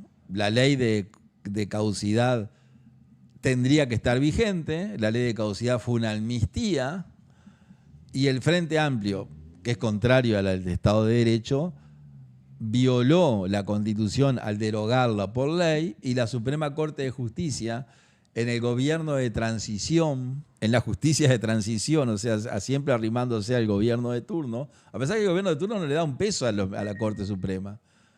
Este año pidieron 100 pesos y de los 100 pesos que pidieron le dieron 6. O sea que la Corte debería tener un poco más de dignidad. No digo ser como la Corte de Estados Unidos que declaraba todo inconstitucional y esa parte de esa historia de Estados Unidos se conoce como el gobierno de los jueces. Pero lo digo con todo respeto y afecto por los ministros de la Corte. Deberían tener un poquito más de dignidad y de apego al Poder Judicial. Y ante un Poder Ejecutivo que no le da nada, no le da ni medio peso, le piden 100 pesos y le dan 6, deberían de realmente actuar como un poder absolutamente independiente. Absolutamente independiente. No digo declarar leyes inconstitucionales que ellos creen que no son, pero hacer valer que el Poder Judicial es la reserva moral de la República, que el Poder Judicial es el poder más importante, porque es el refugio del que no tiene nada. Es el poder que deberíamos dignificar y que está integrado por 600 jueces, que son extraordinarios jueces, cometerán errores como todo el mundo, porque son humanos, pero habría que darle otro vuelo al Poder Judicial. Pero hasta eso entre paréntesis. Yo creo que claramente el presidente Orsi, se reunió con el presidente de la Suprema Corte para hablar de los presos de Domingo Arena. Producto, yo creo, como cree mucha gente, no tengo la exclusividad, producto de un pacto con Cabildo Abierto. Cabildo Abierto perdió la oportunidad de hacer algo por la gente de Domingo Arena cuando fue gobierno. En el periodo anterior, éramos más de 50 diputados y más de 15 senadores, y formamos parte del gobierno de coalición, teníamos 2 ministerios y decenas de cargos públicos en las empresas públicas. Cabildo era gobierno, y ahí se tendría que haber hecho algo por los presos de Domingo Arena. Y no se hizo nada. No se hizo nada porque yo estaba en el gobierno. Yo integraba Cabildo Abierto. Es más, nunca fue un tema de la interna de Cabildo Abierto los presos de Domingo Arena. No digo la cúpula, ¿no? El general Manini, el coronel Lozano, que tuvo una gran actuación como senador y como ministro, extraordinaria. El resto de la dirigencia de Cabildo, lo que nosotros conocimos, otros no los conocimos, tal vez entre ellos sí se hablaba. Pero a nivel nuestro fue un tema que nunca se habló como... Entonces, ahí era lo que tenía que haber. Ahora, ¿por qué yo digo que es difícil creerle al presidente? Porque ustedes ven lo que dijo el presidente. ¿Qué fue lo que dijo el presidente? Yo recibí un informe de Sanidad Militar y no sabía qué hacer con él. Eso dijo. O dijo, tenía dudas de cómo resolverlo. El presidente de la República, que está bien que tenga dudas. Yo tampoco sabría qué hacer con él. Pero el presidente de la República dice, yo recibí un informe de Sanidad Militar y no sabía cómo resolverlo o no sabía qué hacer con él. Entonces fui a hablar con el presidente de la Suprema Corte de Justicia. Y ahí está la confesión de que fue a hablar con el presidente de la Corte de Justicia por los presos de Domingo Arena. Y yo digo en virtud de un acuerdo con Cabildo, eso no lo dice él. Porque si el presidente, usted imagínense que el presidente de la República recibe un informe de Sanidad Militar, que fue lo que pasó. Y Sanidad Militar le dice, de la cantidad de detenidos que hay en Domingo Arena, que van entre 70 y más de 90 años, hay X cantidad de detenidos que están sufriendo determinados temas de salud, que es muy mala, otros que están bien, y otros que si no toman precauciones van a dejar de estar bien de salud. Me imagino que dirá eso el informe. Entonces el presidente recibe ese informe y no va el presidente de la República a hablar con el presidente de la Suprema Corte. El presidente de la República primero tiene al cardenal, a la eminencia Roja, que es abogado. Y que es el que se puede comunicar con... No sé, la Constitución dice, en esto quiero ser claro, que entre los poderes, legislativo, ejecutivo y judicial, se comunicarán entre ellos directamente por medio de sus más altas jerarquías. Eso lo dice la Constitución, por lo tanto el presidente de la República puede comunicarse con el presidente de la Suprema Corte perfectamente. Se puede comunicar con la presidencia de la Asamblea General perfectamente. La presidenta de la Asamblea General se puede comunicar y reunirse con el presidente de la Suprema Corte perfectamente. Totalmente de acuerdo con la Constitución. Lo que es raro acá es que por un informe médico que recibe el presidente de la República y él dice no sé qué hacer con esto, vaya él a preguntarle al presidente de la Corte ¿qué hago con esto? Porque eso es lo que él dijo. Recibió un informe que no sé qué hacer, médico, y le pregunta al presidente de la Corte ¿qué hago con esto? De pronto debió preguntarle al director del penal. Mire, ¿qué hago con esto? O al quien se encarga de la salud de los presos. Pero si va a hablar con el presidente de la Suprema Corte, va equivocadamente a hablar con el que lo condenó a los presos de Domingo Arena. Que están injustamente presos, después lo vamos a ver, no ahora. Entonces, eso el presidente no lo negó, dice, sí, yo fui a hablar. Es raro que reciba un informe y no tenga nadie que vaya a preguntar, que tenga que ir él. Entonces imagina al presidente de la República yendo, no sé, a Antel y decir, mira, recibí un informe de este y vengo a preguntar qué hago con él. Una cosa que no tiene demasiado. Pero póngale que el perfil del presidente sea ese. Que tal vez sea ese el perfil. No, mirá, yo cuando era intendente iba a hablar con el vecino, cosa que hacía. Entonces ahora vengo a hablar con el presidente de la Corte. Yo creo que fue a hablar por los presos de Domingo Arena. Pero ¿cuál es el error del presidente? El presidente Yamandu Orsi. Él no tiene que hablar con los presos de Domingo Arena, con el presidente de la Suprema Corte de Justicia. Porque primero que el presidente de la Corte Suprema no puede decirle a un juez, a este señor no lo procese, o procéselo y mándelo para la casa. Eso no lo puede hacer. Porque si el presidente de la Suprema Corte de Justicia hace eso, está violando la Constitución y habría que tomar medidas contra el presidente. Yo no sé si lo hace el presidente de la Corte, yo creo que no. Yo lo conozco al doctor John Pérez. Más o menos somos de la misma época de la facultad. No fuimos compañeros de clase. Pero es un hombre que hace muchos años que está en el Poder Judicial. Y no es la primera vez que es presidente de la Suprema Corte. Y por algo está ahí. Tiene un pasado como ministro importante. Yo diría intachable. No solo como juez con su actuación, sino como jerarca del sistema. Un hombre que ha hecho mucho. Y no hace más tal vez. Pero el presidente de la República, el presidente de la Suprema Corte, no le puede decir a un juez o a 3 jueces en un tribunal, en el caso de XX, la sentencia tiene que ser esta. No lo puede hacer. O sea que ir a hablar con el presidente no tenía ningún sentido, porque el presidente no puede hacer nada. ¿Qué va a hacer? Lo escucha. Pero el otro error del presidente Orsi, ¿sabe cuál fue? Que él no tenía que ir a hablar con el presidente. Él con el quien tenía que hablar, lo tenía al lado. Él tiene que hablar con la eminencia Roja. Porque la eminencia Roja, el cardenal Richelieu de la presidencia, el doctor Díaz, entre otras cosas, es el responsable de que esta gente esté en Domingo Arena. Entonces tiene que hablar con él, que lo tiene ahí lo tiene a un despacho, a un escritorio, es decir, entra y entra en el despacho de él. Porque ustedes tienen que saber que toda esa gente que está presa en Domingo Arena y en otro cuartel, está presa porque hay una fiscalía que creó la eminencia Roja, o sea que propuso, lo creó la ley, que es la Fiscalía de Delitos de Lesa Humanidad con el famosísimo multicitado fiscal Percivale, denunciado, bueno, no vamos a hablar de Percivale.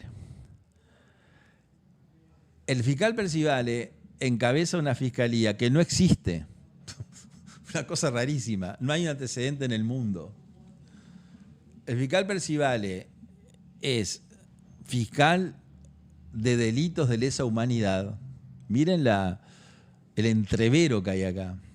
El fiscal Percivale es fiscal del delito de delitos de lesa humanidad. Y según la Suprema Corte de Justicia, los delitos de lesa humanidad en el Uruguay no existen. ¿Se dan cuenta de lo que estoy diciendo? El fiscal Percivale es fiscal de delitos de lesa humanidad. Según la Corte Suprema en sentencia, dice, en el Uruguay no existen los delitos de lesa humanidad. Entonces, el fiscal Percivale le pide al juez de primera instancia que ponga preso al agente Domingo Arena por abuso de funciones, por homicidio, por secuestro, y no por delitos de lesa humanidad, porque los delitos de lesa humanidad no existen. Pero ¿quién crea la Fiscalía de Delitos de Lesa Humanidad? La ley. Los partidos tradicionales, el Partido Nacional, el Partido Colorado, el Partido Independiente, el Frente Amplio, ni hablar. Esto es para que no digan que hablo solo. Hablo también de los partidos históricos. Ellos crean la fiscalía, por ley. Crean una fiscalía para investigar delitos que no existen. Entonces, como los delitos no existen, el fiscal no puede pedirle al juez condena XX por tal delito de lesa humanidad, porque el delito no existe. Entonces lo condenan por otros delitos que sí existen, que no son los delitos que le dan nombre a la fiscalía que ocupa Percivale, una cosa rarísima. Solo en el Uruguay hay una fiscalía especial. Ustedes imagínense la Fiscalía de Violencia de Género, para que me entiendan y termino con esto. Fiscalía de Violencia de Género, y que la Corte diga en el Uruguay no hay violencia de género. Pero hay fiscales que tienen una materia que en el Uruguay no existe. Todo un mamarracho jurídico, producto de un sistema que deformó al Uruguay en ese aspecto. Entonces, con todo respeto al presidente Ayamandu Orsi, mientras yo fui legislador y él era intendente, tuve trato con él respetuoso. Yo lo aprecio al presidente Orsi. Cuando digo que es miembro de un triunvirato, cuando digo que se equivocó, cuando digo de Sánchez, que es copresidente, y la Eminencia Roja, que es el otro, también siempre digo que es el sistema del Frente Amplio que lo colocó al presidente Orsi en ese cargo, en ese punto, en ese puesto. Pero siempre tengo ese cuidado. No es lo mismo una cosa que otra. Bueno, aclarado eso, dado mi opinión sobre el tema, son las 11:35. Estoy recibiendo mensajes cuando vimos el video del presidente de la República. Yo aproveché a mirar algunos y le digo qué tal. Tengo muchísimos mensajes, decenas de mensajes. Algunos audios, claro, los audios no los puedo escuchar acá. Algunos mensajes alcancé a leer.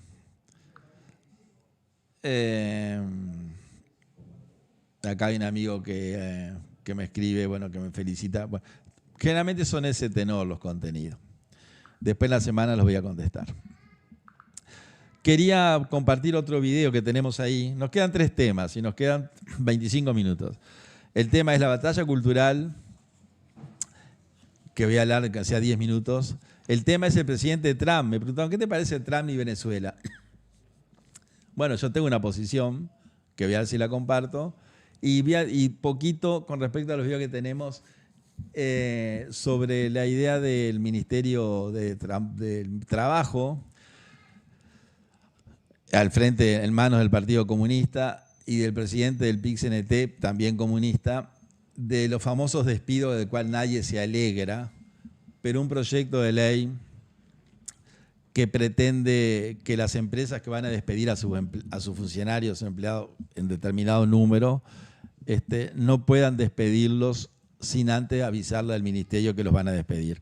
Tenemos un videíto ahí mientras yo aprovecho a tomar un mate y hablamos unos minutos de ese tema.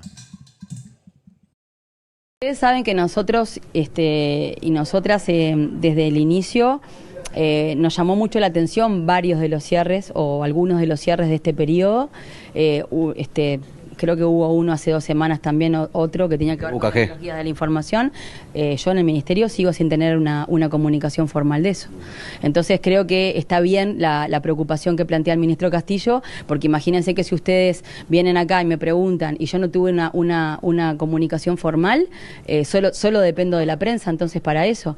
Y no solo por el conocimiento mío como ministra, sino justamente por la gestión que tenemos que hacer para estar a tiempo en tomar acciones que sean oportunas para los trabajadores y trabajadoras, no para nosotras que vamos a estar igual. Pero me parece que no lo veo con malos ojos, creo que está bien esto que sepamos con antelación, sobre todo porque ellos tienen carta abierta en el sentido de que saben que tienen nuestros teléfonos.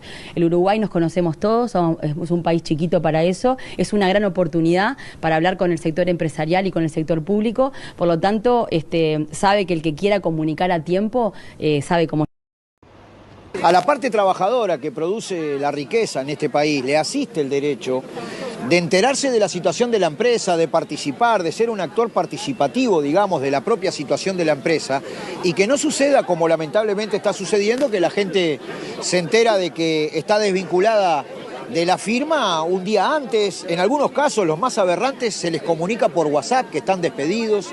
Entonces, la bandera que tiene el PIT-CNT es la reglamentación en Uruguay del convenio 158 de la OIT, que prohíbe el despido sin causa justificada y que procura, a su vez, todas las instancias de preaviso, de diálogo, digamos, que permitan por lo menos buscar alternativas, digamos, al respecto de estas situaciones que siempre son dolorosas, ¿no? Nosotros vamos a plantear este tema al más alto nivel en el Consejo Superior Tripartito, porque obviamente que afecta al conjunto de las relaciones laborales del país y nosotros somos una organización responsable. Ni que hablar que el Ministerio de Trabajo ha sido muy activo en buscar soluciones, pero repito, hay que seguir persistiendo porque hasta ahora la patronal se mueve con un nivel de intransigencia que yo no había visto en anteriores. Bueno, amigos, ustedes escuchaban ahí a la ministra de Industria y al presidente del PIT-CNT. También hay declaraciones del ministro Castillo que no las vamos a pasar. Bueno, ustedes ahí escucharon claramente la ministra de Industria diciendo yo no me entero de que un empleador despide a sus empleados y me debería enterar. Yo en realidad no sé si se debería enterar la ministra de Industria. Capaz que quiere enterarse y está bien, pero no hay una relación directa, porque la competencia de la materia del Ministerio de Industria no es el tema de los trabajadores, es del Ministerio de Trabajo. Pero bueno, es la ideología de la ministra de Industria. Y bueno, después tenemos la declaración del presidente del PIT-CNT, el señor Abdala, que es del Partido Comunista y que es enemigo del empleador. Y yo no quiero ser así como un comunista, porque vamos a quedar como aquel viejo programa del diputado Heber Pinto, ¿no? Cuando yo era joven, tenía 18 años, tenía un programa en radio que era muy popular, que la mitad de la gente que llamaba acusaba a todo el mundo de comunista. Los acusaba de comunistas. Después fue diputado del Partido Colorado. El mejor relator de fútbol que yo escuché, Heber Pinto, de la época de Carlos Solé y Heber Pinto. Estoy hablando de muchos años atrás. La gente joven no sabe ni... Pero transmitía también que le decían el relator que televisa con la palabra. Mire qué eslogan. No, miren los relatores de ahora. El relator que televisa con la palabra, porque era tan gráfico su relato que uno parecía que lo estaba viendo al partido, en época que no había televisión incluso. Bueno, nosotros no queremos ser como aquella gente que o sea, que yo no acuso a nadie de comunista. Yo lo que digo es que una persona que se autodenomina comunista es comunista. O sea, que no es una ofensa. El señor Abdala es del Partido Comunista y si se es comunista, es enemigo del empleador, porque esa es la base del comunismo. El comunismo no cree en la propiedad privada y el comunismo cree que el capitalismo es el causante de todos los males de la humanidad y por lo tanto hay que terminar con el capitalismo, que es una filosofía, y por lo tanto con el liberalismo. Por lo tanto, la persona que es comunista es enemigo de la libertad y es enemigo del capitalismo. Si dice que es comunista y no es enemigo de la libertad y enemigo del capitalismo, no es comunista. Se autopercibe comunista, pero no es, porque no se puede ser comunista. Y además el presidente del PIT-CNT, en todos los discursos que yo lo he escuchado, sobre todo el 1 de mayo, él habla de la lucha de clases. O sea que para el PIT-CNT y para los sindicalistas en general, sobre todo los sindicalistas públicos, ¿no? Los sindicalistas, no sé, no voy a nombrar ninguno en particular, pero generalmente los sindicalistas de los funcionarios públicos, ya sea de entes autónomos, de la enseñanza, son enemigos de quien le da el empleo. Yo he escuchado hace un tiempo atrás un sindicalista del puerto que defendía los intereses de los trabajadores, etcétera, etcétera, una empresa pública y privada a la vez, que yo veía que él se refería a los empleadores como un enemigo de él. Una gente que le da trabajo porque es una persona que sabe hacer lo que sabe hacer él. Entonces siempre tengo la idea que para los dirigentes sindicales, quien le da trabajo es un enemigo. No es los dos platos de una balanza. El empresario necesita al trabajador, el trabajador necesita al empresario. Pero los dirigentes sindicales ven al patrón como un enemigo, porque lo dicen. Ahí lo dijo Abdala. Vamos a intentar que no se pueda despedir una persona sin causa justificada. Y bueno, si la causa justificada, si la empresa va a la quiebra, si la empresa no tiene dinero, si la empresa pierde un mercado, si la empresa es como Pili en Paysandú, que el Frente Amplio indujo a Pili, en el gobierno del Frente Amplio, a hacer una tremenda reforma en su complejo industrial para venderle queso y leche en polvo y manteca a Venezuela, le vendió todo lo que tenía, Venezuela no le pagó y Pili quebró. ¿Qué van a hacer con los trabajadores? ¿Qué va a hacer el Ministerio de Trabajo? Le va a decir, no venga señor dueño de Pili, no, usted no puede, usted tiene, no sé, no tiene una casita para vender y de esa casita seguir manteniendo los trabajadores. ¿Qué es lo que pretenden? Y sí, los tiempos modernos, cuando se le avisa por WhatsApp a una persona que está despedida, no queda despedida el otro día. Inicia un proceso que dura meses. Es el aviso. Y a nivel judicial, le quiero avisar al PIT-CNT y a la ministra y al ministro, a nivel judicial se admite la notificación electrónica. Es una notificación que se admite hasta en un juicio. El nuevo código de la contencioso anulatorio, la ley 20.333, que empezó a regir en febrero del 25, admite la notificación por Messenger. Entonces es producto de los tiempos. Nadie se alegra que una persona sea despedida. ¿Quién se va a alegrar que una persona quede sin trabajo con 50 años, con 55, con 45? Yo me pongo en el lugar, si yo quedo sin trabajo, ¿qué hago? Es una tragedia para el trabajador. Pero el tema es que es el juego del mercado. En el Uruguay el despido es libre. ¿Eso estará bien o estará mal? Bueno, está de la década del 40. El despido es libre acá. En la época del coronavirus, me acuerdo que se armó una discusión insólita que decía si un empleador podía despedir a un empleado que no cumpliera con los requisitos sanitarios para combatir el coronavirus. O sea, que no usara mascarilla, no sé. Y toda una discusión, programas de radio, televisiones. Y yo pensaba, pero si el despido es libre, una persona puede despedir a un trabajador porque quiere. Y ese despido porque quiere tiene consecuencias para quien lo despide, que tiene que indemnizarlo. Y a veces son indemnizaciones altísimas. O sea, usted lo puede despedir cuando se le antoja, sí, pero mire que tiene que indemnizarlo. Y después de la indemnización, el trabajador tiene un periodo de seguro de desempleo. O sea, lo que quiere Abdala y lo que quiere Castillos y lo que quiere la ministra es intervenir en la empresa, meterse en la empresa. Ese es el sentido, que eso es propio de los sistemas totalitarios de izquierda, donde no existía la empresa privada. China es socia de todas las empresas chinas. el gobierno chino. Pero los chinos no son una democracia. Entonces el gobierno chino es accionista de todas esas empresas que vienen acá, los autos, los teléfonos, son todos accionistas del gobierno. Bueno, ¿ellos quieren eso? Bueno, el uruguayo votó a esta gente. El 50% de los uruguayos quiere a esta gente. Aparentemente no, quiere a esta gente.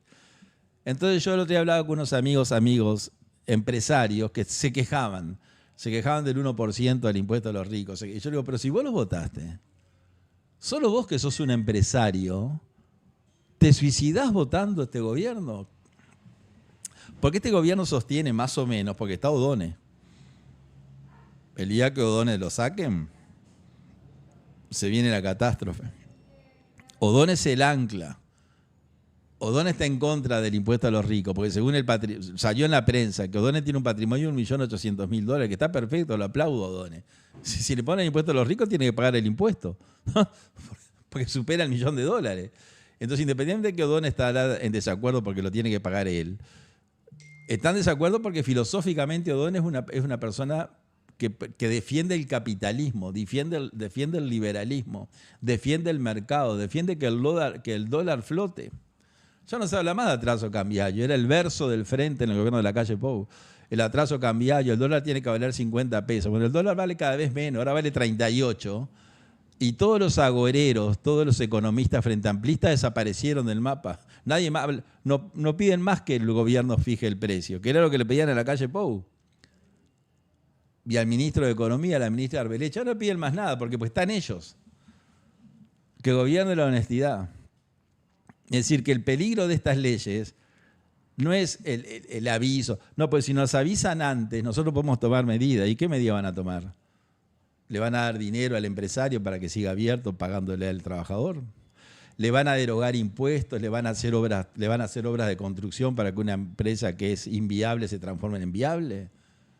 Esa lamentablemente es la realidad de nuestros tiempos. Pero lo que quiere el ministro Castillo y Abdala del Partido Comunista y la ministra Cardona de Industria, que no sé a qué partido pertenece, pero es de izquierda, es meterse en las empresas, que es propio de la izquierda. Y que en los países de izquierda que existieron, que ya no existen tantos, hacían eso. Y fracasaron absolutamente. Y en los que quedan, siguen fracasando. Pero el uruguayo, el empresario uruguayo que se queja, bueno, calavera no chilla. Usted votó esto, ahora téngase las consecuencias. Eso es así. 11:49. Como siempre tenemos un plan de acción y no lo logramos completar. Nos quedan 10 minutos. Vamos a ver si podemos meter en 5 minutos 2 temas. Son temas importantes. Capaz que dejo el tema de Venezuela para más adelante, para el próximo programa. Le digo que básicamente lo que quería decir de Venezuela es, si yo quiero que Estados Unidos invada Venezuela, le digo que sí. Y no porque sea Trump y Maduro, que un dictador amigo de este gobierno. Y del partido, y del presidente, y del senador Bordaberry también, que el otro día lo escuché, hay que ser cuidadoso. No sé, me llamó la atención de Bordaberry prácticamente saliendo en defensa de Maduro. Yo interpreté eso. Que el Frente lo haga, bueno, pero es raro, ¿no? El Partido Nacional también. No, acá hay una teoría filosófica para sacarlo, para que a Maduro se lo invada y se libere a Venezuela. Una teoría filosófica que respalda esto, que es el derecho de rebelión, que viene de la época de 2000 años atrás, y que lo puso en el mapa, que la actualizó uno de los grandes filósofos, de los más grandes que existió, que fue Locke, el padre del liberalismo, que era filósofo y médico inglés, y que vamos a analizarlo a Locke y a Trump y a Maduro, al Frente Amplio, al Partido Nacional y al Partido Colorado. En el próximo programa empezamos con la teoría del derecho a rebelarse que tienen los pueblos si están gobernados por un tirano. Y si el pueblo no se puede rebelar porque el tirano lo tiene tan tan sumergido que no le permite nada, es admisible la intervención extranjera. Y acá nosotros estamos esperando que Maduro deje de ser el hazmerreír de la política internacional, el payaso que manda la mitad de la flota que tiene frente a Venezuela a bombardear 4 lanchas, 4 botes, y que de una vez se decida independientemente a llevar adelante lo que viene prometiendo hace meses, sacarlo a Maduro, porque ¿quién le pide que saque a Maduro? Las autoridades legítimamente electas en Venezuela, el presidente electo, el pueblo, etcétera, que lo eligió hace otro, pero no lo puede sacar porque Maduro... El Frente Amplio dice que no, Constanza Moreira, bueno, es Constanza Moreira. El Frente Amplio defiende a Maduro porque es amigo de Maduro, y si salta Maduro, saltan los negocios del Frente con Venezuela, las valijas, los 70 viajes del diputado Placeres a Venezuela en la época de Mujica, la cantidad de negocios que hizo el gobierno del Frente Amplio con la dictadura, eso se va a saber. Entonces, además de que filosóficamente ellos son amigos de los gobiernos dictatoriales, porque lo dicen en el Parlamento, hay que hacer una marcha por la dictadura de Maduro. Lo dicen los senadores frente amplistas. ¿Qué es lo que la gente vota? O sea, acá los senadores tienen legitimidad y dicen, mire, usted, Luz, dirá eso, pero más de la mitad de los uruguayos quiere esto porque me votó a mí que yo dije que iba a hacer esto. Y en lo otro le mentí. Pero me juego a que no se den cuenta que les mentí. O sea que eso lo vemos bien la semana que viene. Pero que no quería cerrar sin hablar un poquito de un tema que está como de moda, que se llama la batalla cultural. ¿Qué es la batalla cultural en los últimos 7 minutos que nos quedan? La batalla cultural es una teoría reciente que sostiene que la gente vota a la izquierda porque le lavaron el cerebro.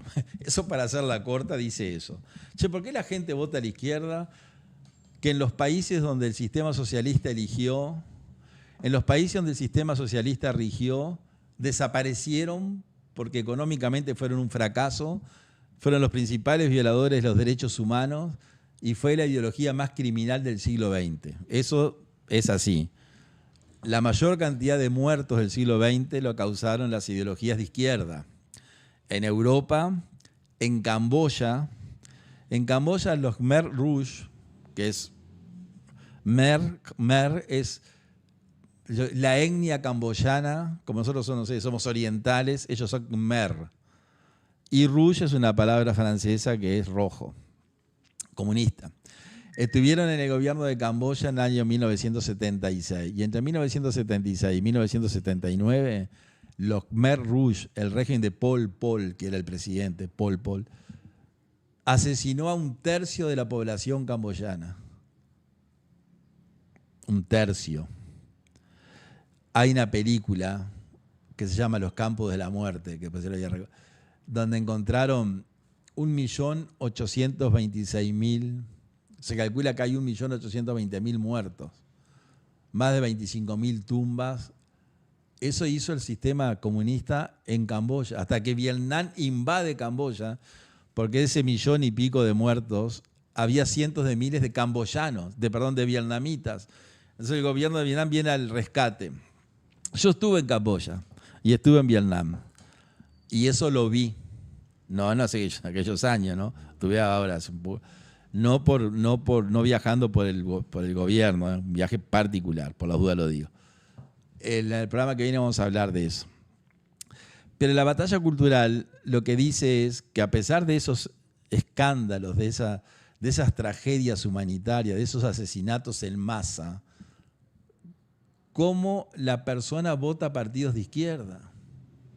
Entonces la explicación que le encontraron, porque hay que buscar una explicación, todo tiene una causa, dice, pero es irracional que la gente vote un partido de eso, o que sea de esos partidos. ¿Cómo puede ser que alguien sea comunista en el siglo XXI, cuando es la ideología más criminal de la historia? Entonces la conclusión que se llegó es que a esa gente se le ha lavado el cerebro. La gente es incapaz de razonar y darse cuenta. Eso es lo que quiere decir la batalla cultural. Entonces la batalla cultural es dar una batalla para revertir eso. Para revertir que a la gente, en ese lavado de cerebro que se le hace a algunos votantes de izquierda, no se den cuenta de que eso sucedió hace 10 años, 20 años, no hace 500 años. Ayer sucedió. Que el muro se cayó en el 90 y que hay miles de muertos detrás del muro. Entonces será, y yo lo que le quiero decir como anuncio, porque vamos a empezar el programa que viene con Trump y Maduro, si es que Maduro está todavía, capaz que la semana que viene ya no está más Maduro, que es lo que yo espero. Y vamos a analizar a Locke y vamos a empezar con esto. Pero lo que quiero decir en los 3 minutos que quedan es que en América Latina la izquierda viene perdiendo, excepto en Uruguay, que la gente los vota. Perdieron en la Argentina, no importa el presidente, la izquierda salió del gobierno argentino, perdieron en Paraguay, perdieron en Perú, perdieron en Bolivia por humillación. El candidato de Evo Morales, que es traficante y además pedófilo, está acusado de violar niños, el amigo del frente, Evo Morales. Quedó cuarto el candidato de Evo Morales en la elección, o sea que los expulsaron de Bolivia. En Centroamérica vienen perdiendo todas las elecciones en los países de Centroamérica. En la elección de Honduras, que todavía no se sabe quién es el presidente, primero salió uno de derecha y segundo uno de centro derecha. La izquierda quedó tercera. En Chile, que está el comunista Boric, ahora la semana que viene es el balotaje, y según las encuestas, el candidato de derecha va a tener el 70% de los votos y el comunista el 30%. O sea que será el 60, 40, 50, pero se van de Chile, se fueron de Perú, se fueron de Ecuador, se fueron de Bolivia, se fueron de la Argentina. ¿Qué les queda? El dictador Maduro, queda el dictador de izquierda. El presidente de Colombia, Petro, que es una vergüenza hasta para los colombianos, adicto, como dijimos, que el año que viene hay elecciones y según las encuestas pierden en Colombia. Maduro o lo van a sacar, Maduro ya no va a estar. Entonces, ¿qué es lo que le queda a América del Sur? Brasil con Lula y Uruguay con el Frente. Entonces, esa batalla cultural que le inventó un filósofo italiano, Gramsci, de la década del 30, que dijo, como nosotros no podemos llegar al poder por las armas, porque llegar por las armas es asesinar millones de personas, lleguemos por la cultura, tomemos la educación, tomemos el teatro, tomemos el periodismo, tomemos todo, y en una generación, en 25 años de machacar, le lavamos el cerebro a la gente y nos terminan votando. Eso dijo Gramsci, que murió en una cárcel, que vamos a hablar de Gramsci también, ¿no? Que escribió cuadernos, que la novia que lo iba a visitar sacaba los cuadernos, después los publicó, bueno, una historia tremenda la de Gramsci. Bueno, esa batalla cultural, y con esto nos vamos, que está de moda, hay que dar la batalla, yo les digo con alegría que en el 80% de los países de América del Sur se ganó la batalla cultural. O sea, la gente votó partidos no de izquierda. Van a quedar Uruguay y Brasil. En Uruguay, la presidenta Lacalle Pou precedió a este gobierno y esperemos que el que venga no sea del Frente Amplio. Y en Brasil pasó lo mismo. El gobierno anterior a Lula fue Bolsonaro y ahora hay elecciones en Brasil dentro de poco y hay candidatos que ponen en tela de juicio la victoria de Lula. Bueno, son las 12. El programa que viene arrancamos con este tema y con Trump y Maduro y el derecho a invadir y a rebelarse. Y los otros temas que consigamos. Contestamos los mensajes durante la semana. Gracias por acompañarnos. Gracias, Javier. Y nos encontramos el próximo viernes a las 10 de la mañana acá en nuestra aplicación, nuestro canal de YouTube. Muchas gracias. Quieren seguir manejando los fiscales como políticos. Que provoca un desequilibrio en la economía porque es una ley inconstitucional.